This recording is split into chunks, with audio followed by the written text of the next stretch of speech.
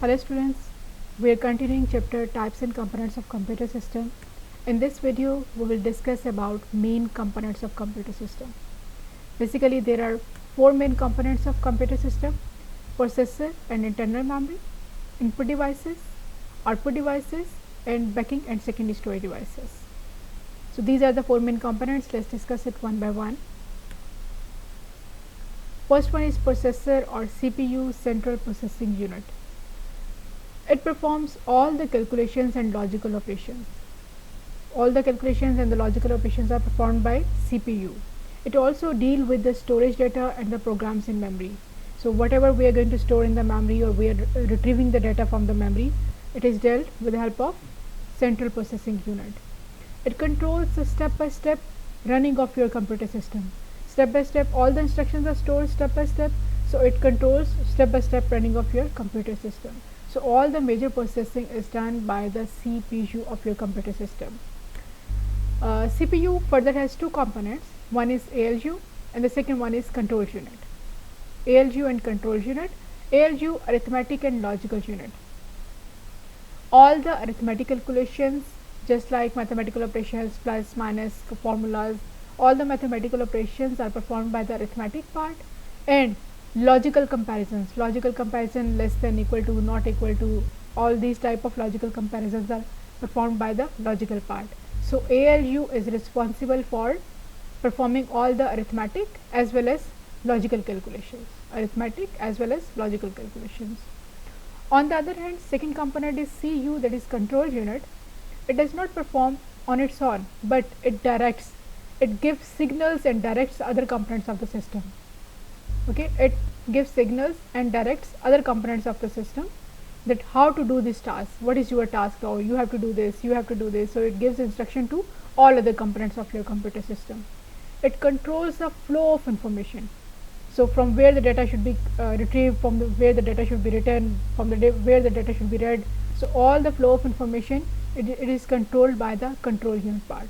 So controlling part is done by the CU, and arithmetical and logical part is calculated by the ALU. Then internal memory or the primary memory. These are the same, internal or the primary memory.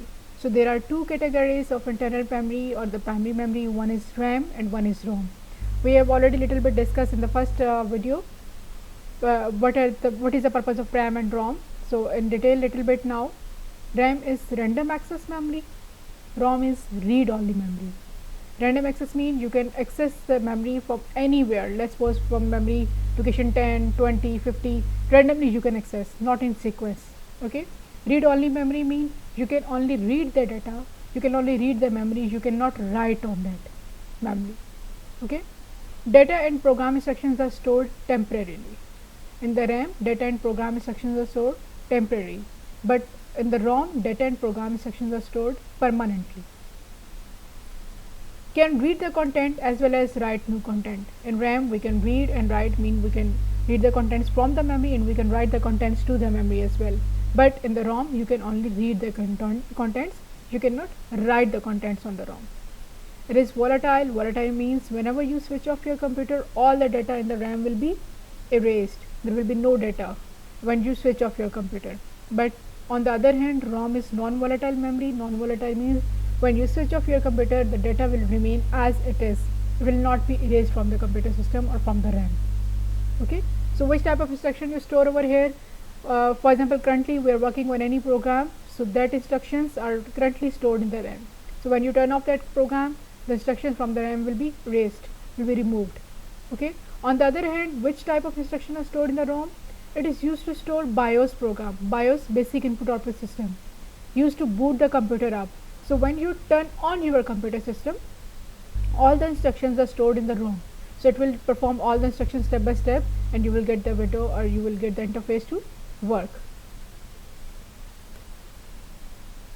Okay. Second one is input devices. It is used to get raw data into the computer, ready for the processing by the CPU. So basically all the processing is done in the three parts: input, processing and output. Okay. So input devices are used to give input, used to give instructions to the computer, used to give raw data into the computer. so that it should be processed by the CPU. Okay, there are two type of input devices: direct data entry devices. Direct data means you are not doing it manually, but automatically it is calculating the data and sending to the computer system. Just giving one example: optical mark reader or barcode reader. We will discuss in detail direct entry devices in chapter number 2, I think. So these are the devices which are directly taking the data and sending to the computer. Means you are not doing it manually by hand or not by typing. Okay. On the other hand, there are manual input devices. Manual, you are doing it manually by yourself, just like keyboard, mouse, we use it manually. So these are the manual input devices. Okay, third component is output devices. It is used to display the information, results, when the data is processed. So it should be displayed now. Input, processing, output. These are the basic things which are done by the computer system. So after we have given the input, the data is being processed, and after the processing we will get the result, we will get the information. So we to get the result we need output devices, just like monitor, printer, projector, speakers. So these are the examples of output devices. The last one is secondary storage devices. We need to store our data, used to store data in the programs.